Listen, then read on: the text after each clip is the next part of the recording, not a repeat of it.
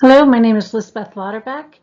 I'm Curator of Archaeology at the Natural History Museum of Utah and Associate Professor of Anthropology at University of Utah.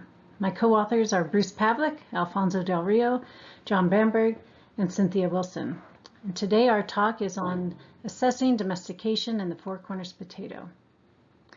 The process of domestication results in foods that are nutritious and those that can be grown and harvested, stored, and eaten. And it's an interactive process that involves the transporting and cultivating of desirable species by humans. The current paradigm for agricultural origins in the Four Corners region is that people adopted exogenous domesticates such as maize, beans, and squash instead of manipulating native plant populations. And we all know that these crops were domesticated in Mesoamerica and transported north to the southwest. However, hunter-gatherers routinely traded and transported high-value plant foods and other items across long distances throughout the Holocene. These include obsidian, pottery, theobromine, scarlet macaws. And the tubers of Solanum jamesii may have been one of those foods because they're small and relatively easy to carry, and they also provide starch and other valuable nutrients to the carriers. Solanum jamesii is a tuber-forming diploid species that's widely distributed, and it has a documented range from southern Utah into Texas.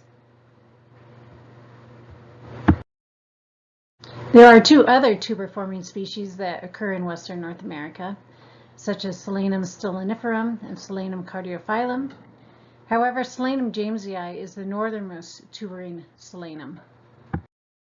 So why would they have focused on Solanum jamesii out of the native flora?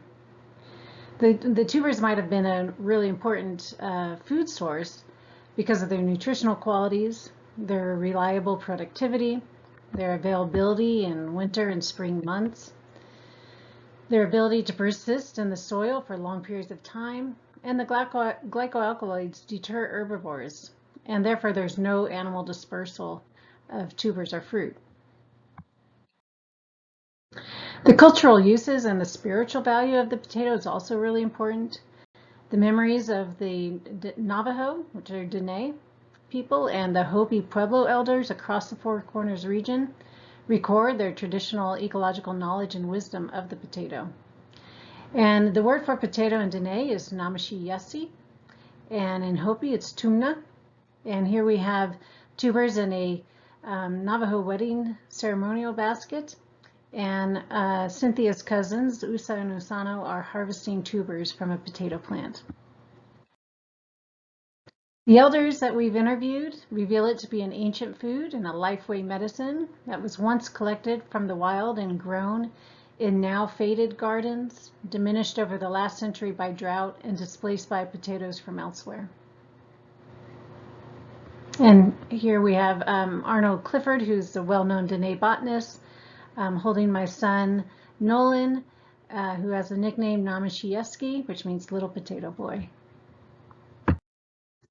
In addition to these valuable and desirable traits, populations of Solanum jamesii now occupy atypical habitats among and within the great pueblos of the Southwest. And again, this could be evidence that indigenous farming practices included this species. We weren't the first to notice this. Richard Yarnell, a very well-known ethnobotanist, noticed Solanum jamesii occurring within even mortuary bowls in Pueblo Bonito and other sites in the Four Corners region. We documented a new Solanum jamesii population located in Bears Ears in 2019. This population, it was found high above a two-story dwelling in a pool of sand at the base of a slick waterfall. And this is, again, evidence that it's growing kind of in an atypical habitat. We've done almost 10 years of field surveys for the potato, and during that time we've documented the dynamics of the potato populations and which ones were associated with archaeology. And with funding from the National Science Foundation, this led us to then test this overarching hypothesis that tubers of the native potato were transported, processed, and manipulated sometime during the Holocene in the American Southwest. And today we're just going to report on our new starch data and our new population genetic data. In our project, assessing domestication involves 3 lines of evidence. Use will be documented by examining starch residues on monos and metates from archaeological sites in the Four Corners region, as well as intergenerational practices coming from the tribal elder interviews. Transport will be inferred from anomalous patterns of allelic variation and demographic characteristics among plant populations associated with archaeological sites, especially when compared to non-archaeological populations near the center of the species range. And manipulation would manifest itself in reduced levels of glycoalkaloids and edible parts, and the occurrence of unique genetic markers, as well as enhanced productivity under cultivation. And again, today we're just going to focus on the starch residue data and the genetics data. We selected and processed 353 monos and metates for starch. These were collections that were stored in different museum repositories. These collections come from sites that occur beyond the range of the species and some that occur within the range of the species. Previous studies discuss our approach for identifying Solanum jamesii starch granules from archaeological samples, and these include a systematic analysis on several hundred Solanum jamesii starch granules, and those studies helped us develop 5 distinct characteristics such as maximum length, maximum width, maximum fissure width, and those are used to identify the archaeological granules.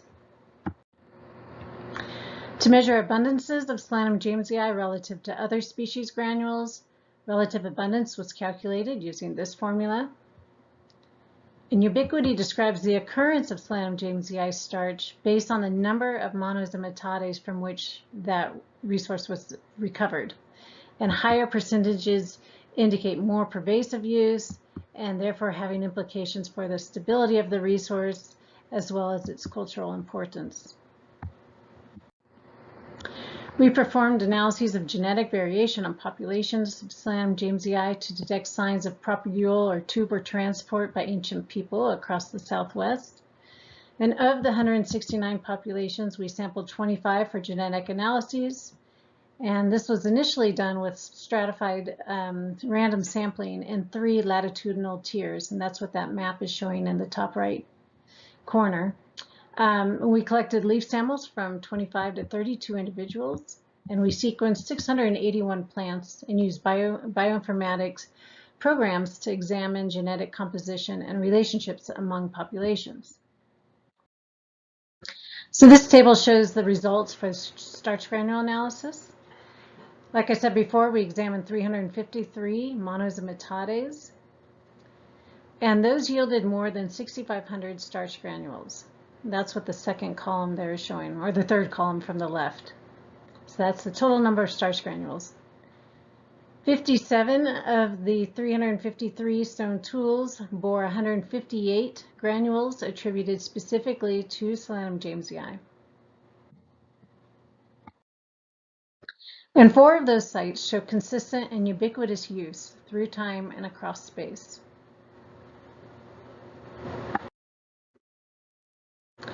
So one of those sites, set in shelter, occurs beyond the range of the species, but all the others occur within the range of the species. And also, except for set in shelter, all of these have an archaeological potato population growing in association with the site. The surveyed populations ranged in size from 40 to over 10,000 individuals with no geographic pattern. And we found that the northern tier were often most associated with archaeological sites. The middle tier sometimes were associated with archaeological sites, but the southern tier populations were rarely associated with archaeology. We also documented unique phenotypic characteristics in some populations when grown in a common environment. And these are genetically based phenotypes, such as the blue tubers of Mesa Verde. We also show here different leaf size and shape. So Mesa Verde compared to Bear's Ears, compared to newspaper rock. And additionally, we found that archaeological populations could not reproduce sexually unless mated with non-archaeological populations. And this leads us to the question of whether archaeological populations, especially those in the northern tier, were of anthropogenic origin. So here's a rundown of our populations. It shows the degree of polymorphism, the number of unique alleles, and heterozygosity. And by these standard measurements, archaeological populations have lower genetic diversity than non-archaeological. And this becomes significant when we compare individual plants, and it's increasing our sample size. These are symptoms of founder effect in more recently established populations. To determine relationships among populations, we conducted principal component analysis. And here you see very tight clusters, well separated. 3 of the clusters are exclusively archaeological, and 1 cluster contains essentially all the other archaeological and non-archaeological populations. With respect to Escalante, cluster 1 has Oak Clone and North Creek Shelter, and cluster 2 has the other 2 populations clustered with those in the vicinity of Bear's Ears. These are really astounding differences where the geography does not explain these patterns. So to illustrate this a little bit better, in the white you see 2 Escalante populations, Oak Clone and North Creek Shelter. They're only 5 kilometers apart from one another, and they're more than 95% genetically similar. The other 2 Escalante populations there in the bright green are more closely related to Bear's Ears populations, which is more than 178 kilometers away. So this suggests that they have separate origins, and this is not a natural pattern of diversity. So when we look at these phonetic clusters, we see that cluster 2, which has those other 2 Escalante populations and the Bear's Ears populations, those have their origins, or they're more closely related to cluster 3 populations such as Mesa Verde, Chimney Rock, Guia cliff dwellings. While the cluster 1 populations, those are the Oak Clone and North Creek Shelter, those have its origins with Chaco Canyon, Willow Creek, and some of these other populations throughout New Mexico and into Texas. So to conclude, our hypothesis stands that Solanum jamesii tubers were used and transported across the range. The genetics establishes that at least some archaeological populations are anthropogenic, and that the anthropogenic range, which is shown in the red, is clearly separate from the natural range, shown in the blue.